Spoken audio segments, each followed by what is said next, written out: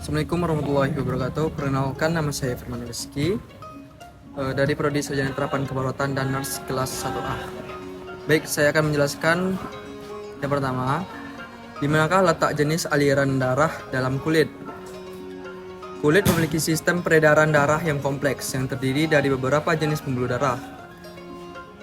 Yang pertama, arteri dan arteriol, terletak di lapisan dermis bagian bawah, membawa darah kaya oksigen dan nutrisi ke kulit.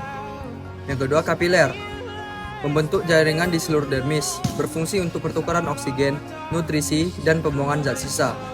Ketiga, venula dan vena, terletak di dermis paralel dan dengan arteri, mengalirkan darah kembali ke jantung. Yang keempat, plexus vascular superficial, terletak di batas antara dermis dan epidermis yang berperan dalam pengaturan suhu tubuh. Yang kelima, plexus vascular profunda, terletak di bagian bawah dermis yang menyuplai darah folikel rambut dan kelenjar keringat. Yang keenam, anastomosis intervenosa, terdapat di dermis dan memungkinkan aliran darah langsung dari arteri ke vena untuk pengaturan suhu. Semua jenis pembuluh darah ini bekerja sama untuk menyuplai nutrisi, mengatur suhu tubuh, dan membantu fungsi-fungsi penting kulit lainnya. Yang kedua, kenapa terjadi alergi? Ada beberapa penyebab utama terjadinya alergi pada kulit. Yang pertama, alergi kontak, seperti bahan logam, parfum, sabun, kosmetik, atau bahan kimia lainnya, yang menyebabkan reaksi alergi pada kulit saat kontak langsung. Reaksi alergi ini disebut dengan dermatitis kontak. Yang kedua, alergen atau alergi pada makanan, termasuk makanan tertentu seperti kacang, telur, susu, ikan, atau makanan lainnya yang dapat menyebabkan reaksi alergi pada kulit. Nah, reaksi ini disebut dengan urtikaria atau bintik-bintik merah di kulit. Yang ketiga, alergen lingkungan atau alergi terhadap lingkungan, seperti bahan-bahan di lingkungan seperti serbuk sari, debu rumah, atau bulu hewan dapat memicu terjadinya alergi pada kulit. Untuk alergi ini disebut dengan dermatitis atopik atau eksim. Terus reaksi alergi pada obat-obatan seperti antibiotik, anti nyeri, dapat menyebabkan ruam, kulit, atau reaksi alergi lainnya. Yang kelima, faktor genetik. Orang dengan riwayat keluarga alergi kulit cenderung lebih rentan mengalami alergi. Selanjutnya, nomor 3. Apa beda gatal-gatal karena alergi? Apa beda gatal-gatal karena dari jamur, bakteri, dan virus? Stilitus atau gatal-gatal dapat disebabkan oleh berbagai patogen seperti jamur, virus, dan bakteri. Masing-masing memiliki karakteristik dan gejala yang berbeda. Yang pertama, jamur. Untuk ciri-cirinya, gatal yang disebabkan oleh infeksi jamur biasanya terjadi di daerah yang lembab seperti lipatan kulit, selangkangan, atau di jari kaki. Gejalanya ruam berbentuk cincin, kulit bersisik dan kemerahan, dan kadang-kadang lepuhan. Contoh umumnya adalah tinea, pedis, atau kutu air. Terus untuk pengobatannya, anti jamur topikal atau oral seperti clotrimazole atau terbinafin. Yang kedua, virus. Ciri-ciri gatal yang disebabkan oleh infeksi virus sering disertai dengan gejala lain seperti demam, kelelahan, atau ruam menyeluruh. Untuk gejalanya, ruam merah yang dapat berubah menjadi lepuhan berisi cairan. Contoh umumnya adalah herpes zoster atau cacar ular.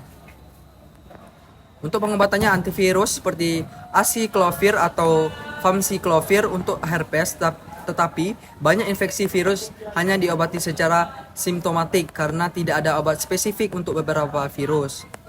Terus bakteri. Ciri-ciri infeksi bakteri sering terjadi di kulit yang rusak atau terbuka seperti luka, goresan, atau gigitan serangga. Gejalanya kulit merah, bengkak, panas, mungkin bernanah, dan terasa nyeri. Contoh umumnya adalah impetigo dan selulitis. Untuk pengobatannya, antibiotik topikal atau oral seperti mupirocin atau amoxicillin, tergantung jenis dan lokasi infeksi. Yang keempat, di mana tempat-tempat pemberian obat atau anestesi itu? Obat anestesi dilakukan di berbagai lokasi tubuh, tergantung pada jenis anestesi yang digunakan dan prosedur yang akan dilakukan. Ada yang anestesi umum, yaitu tempat pemberiannya biasanya diberikan melalui infus intravena atau melalui inhalasi dengan masker atau endotrakeal. Untuk lokasinya pembuluh darah vena biasanya di lengan. Anestesi regional atau anestesi epidural, tempat pemberiannya di ruang epidural di tulang belakang. Untuk lokasinya di sekitar area lumbar atau punggung bawah. Sering digunakan selama persalinan atau operasi pada ekstremitas bawah. Anestesi spinal, tempat pemberiannya yaitu di ruang supraconoid di tulang belakang. Lokasinya di punggung bawah, biasanya di daerah lumbar, digunakan untuk operasi di daerah perut, bagian bawah, panggul atau kaki. Blok saraf perifer, tempat pemberiannya di dekat saraf atau pukulan saraf tertentu. Untuk lokasinya dekat lokasi operasi seperti bahu, lengan atau kaki. Yang ketiga, anestesi lokal, tempat pemberiannya langsung di daerah yang akan dioperasi. Lokasinya di atau sekitar jaringan tempat tindakan medis yang akan dilakukan seperti kulit, gusi atau area kecil lainnya. Yang keempat, anestesi sedasi, tempat pemberian biasanya melalui infus intravena. Untuk lokasinya pembuluh darah vena biasanya di lengan untuk prosedur yang memerlukan kesadaran ringan hingga sedang seperti endoskopik atau prosedur gigi. Jenis-jenis anestesi berdasarkan tempat pemberian digunakan untuk anestesi umum atau sedasi. Inhalasi digunakan untuk anestesi umum. Epidural digunakan untuk prosedur di bagian bawah tubuh seperti persalinan. Spinal digunakan untuk operasi di daerah perut bawah atau ekstremitas bawah. Lokal digunakan untuk prosedur kecil dan spesifik. Yang kelima yaitu ada beberapa faktor utama yang dapat menyebabkan terjadinya jerawat.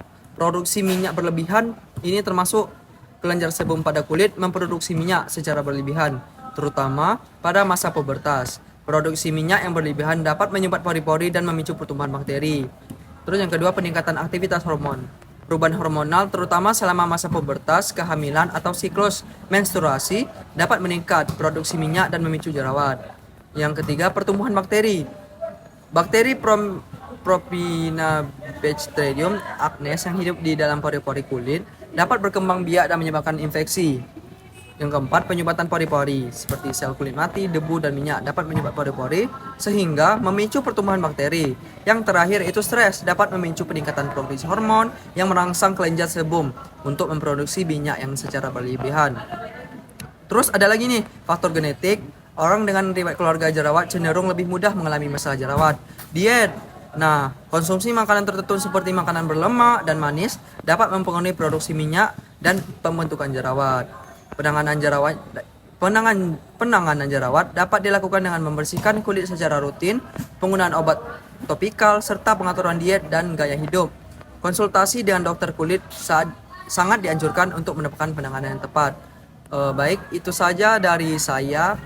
Firman Nurrizky mengucapkan terima kasih. Sekian dari saya. Assalamualaikum warahmatullahi wabarakatuh.